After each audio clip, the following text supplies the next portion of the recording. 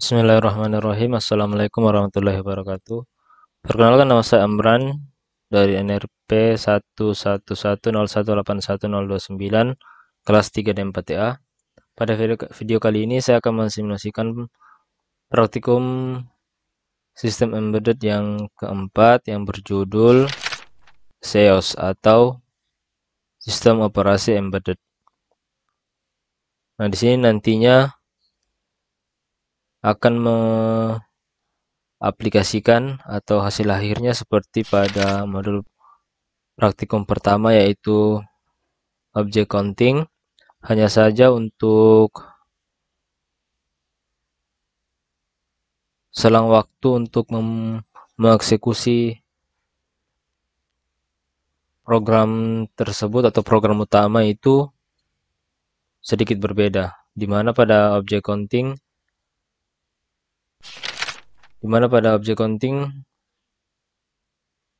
untuk memberikan jeda pada setiap eksekusi programnya itu menggunakan fungsi delay atau fungsi bawaan, yang mana pada fungsi delay tersebut akan menghentikan semua program yang berjalan ketika fungsi delay tersebut diaktifkan. Akan tapi pada video kali ini atau simulasi kali ini saya akan menggunakan timer hardware yang berada pada board STM32F411 atau Blackpill, di mana timer yang digunakan nantinya adalah timer 4. Nah, pertama-tama untuk pengaturan I/O-nya sama seperti pada percobaan yang pertama pada pre-counting. Untuk terdapat button 1 dan button 2 pada pin A0 dan A1, di mana button 1 adalah untuk counternya, sedangkan button 2 untuk resetnya. Kemudian terdapat LED atau bar LED-nya pada pin port B, mulai dari PB0 sampai PB7, di mana dimulai dari PB1 sampai PB8 maksudnya.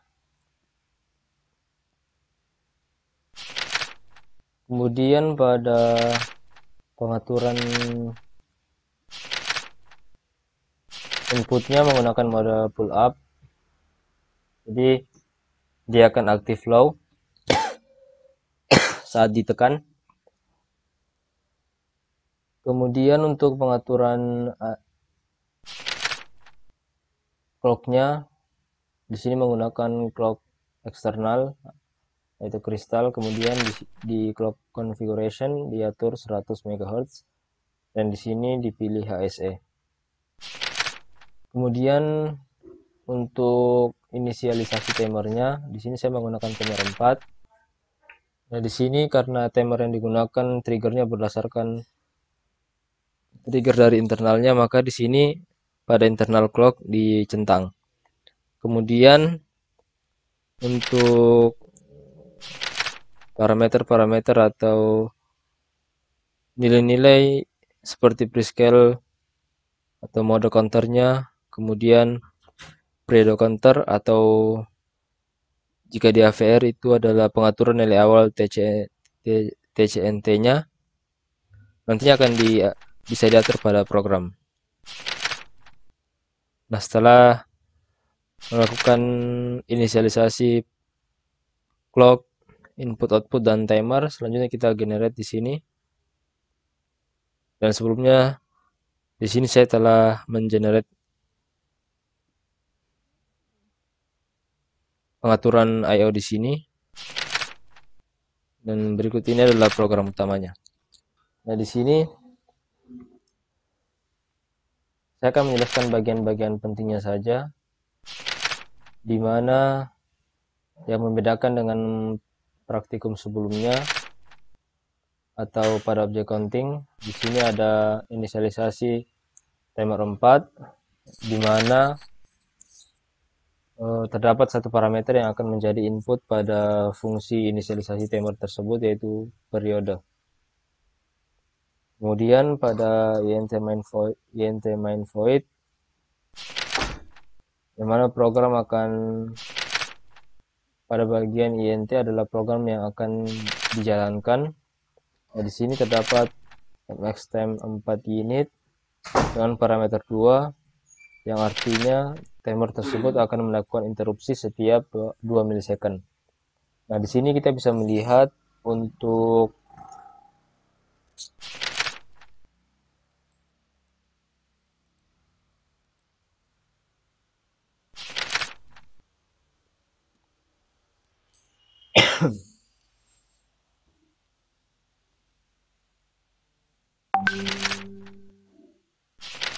nah, di sini untuk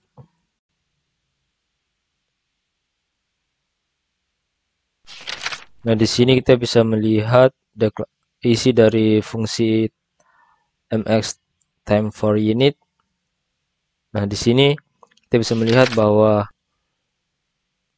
pengaturan prescale-nya, kemudian mode dari counternya sendiri adalah mode up, di mana nantinya ketika nilai TCNT mencapai nilai maksimal, maka akan terjadi interupsi, kemudian nilai TCNT-nya akan kembali pada nilai inisialisasi awalnya, di mana inisialisasi awal nilai TCNT-nya berada pada bagian ini, yaitu unit periode. Karena jika nilai TCNT-nya dimulai dari nilai terkecil timer tersebut, nantinya akan menghasilkan nilai periode interupsi yang mungkin akan lebih dari 2 milisecond. Oleh karena itu, untuk menghasilkan nilai interupsi yang akurat yaitu 2 milisecond, maka perlu dilakukan inisialisasi pada nilai TCNT awalnya. Nah, di sini untuk nilai TCNT awalnya pada bagian periode yang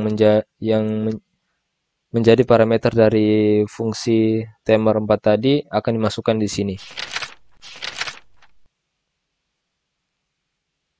Nah, kemudian di sini ada pengaturan fungsi timer 4, fungsi interrupt timer 4, di mana nantinya ketika nilai TCNT mencapai nilai maksimal, maka akan pada flagnya akan berlogika 1, kemudian di saat berlogika 1 kemudian akan menjalankan program pada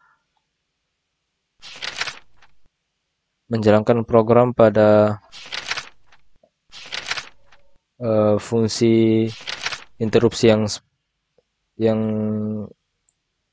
seperti Anda lihat pada bagian ini. Itu nantinya ketika time flag update sama dengan, artinya di sini adalah sama dengan 1, maka program di bawah ini akan dieksekusi. Nah, di sini terdapat 2 if untuk lebih memastikan jika timer interrupt update sama dengan 1, maka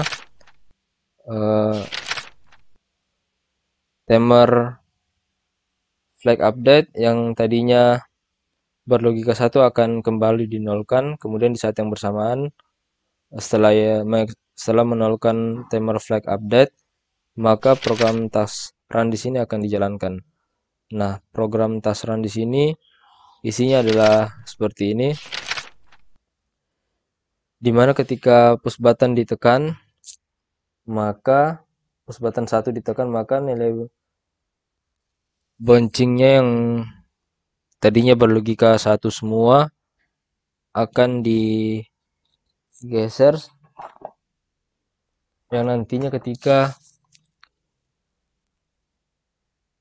task run ini dijalankan sebanyak 8 kali, maka nilai bouncing di sini akan bernilai 0 semua. Oleh karena itu, jika bouncing atau jika push button telah ditekan sekitar 18 milisecond, maka nilai bouncingnya di sini akan berlogika atau bernilai desimal 3, sehingga nantinya program bouncing di sini akan jika bouncing sama dengan nilai desimal 3, maka counter akan update. Artinya counternya akan mulai mencacah. Kemudian counter soundnya di sini akan meneruskan output dari counter update ke counter outputnya atau pada barletnya. Kemudian di sini ada pin 2 yang berfungsi untuk mereset nilai counternya atau barletnya, yaitu sama dengan 0. Selebihnya sama dengan percobaan sebelumnya pada modul 1 atau modul 2.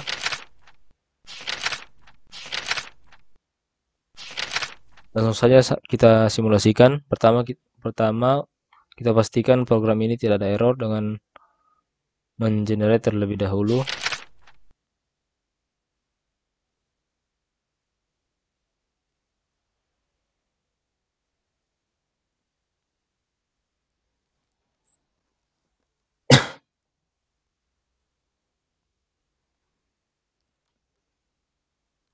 Kemudian setelah itu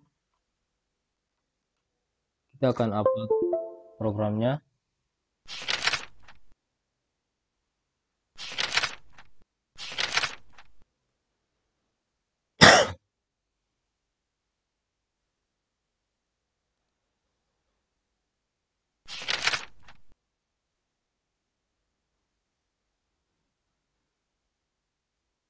Dari sini program telah berhasil diupload.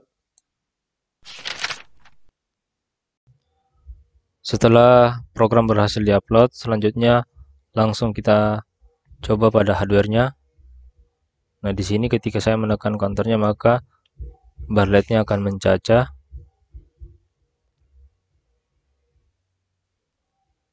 Prinsip kerjanya sama dengan percobaan pada modul 1 atau modul kedua. Kemudian ketika saya menekan tombol reset, maka akan terjadi reset atau barletnya di set 0. Dan di sini saya akan mencoba untuk mengganti nilai periode timer pada percobaan ini, di mana nantinya periode timer akan lebih lama sehingga nanti interupsi tidak akan terjadi, atau jika dilihat pada hardware-nya tidak akan ada perubahan ketika nilai counternya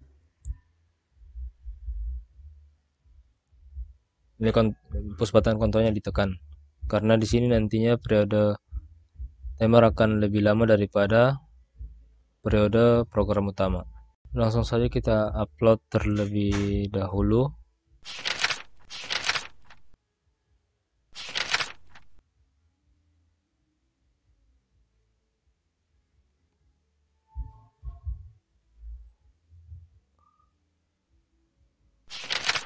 Setelah sukses, langsung kita coba pada hardware-nya. Jadi pada saat saya menekan tombol counter di sini, saya tekan berapa kali tidak akan ada perubahan pada barlet, karena pada program yang terakhir nilai periode timernya di set lebih lama, sehingga nantinya nilai periode timernya akan lebih lama daripada waktu yang dibutuhkan untuk mengeksekusi program utama. Jadi ketika saya menekan tombol counter, maka tidak ada perubahan pada barlet. Begitupun ketika saya menekan tombol counter. Hal ini dikarenakan pada periode timer yang di set tadi waktunya lebih lama daripada waktu yang dibutuhkan untuk mengeksekusi program utama, sehingga pada program ini interupsi tidak akan terjadi, sehingga program utama pun juga tidak akan tereksekusi.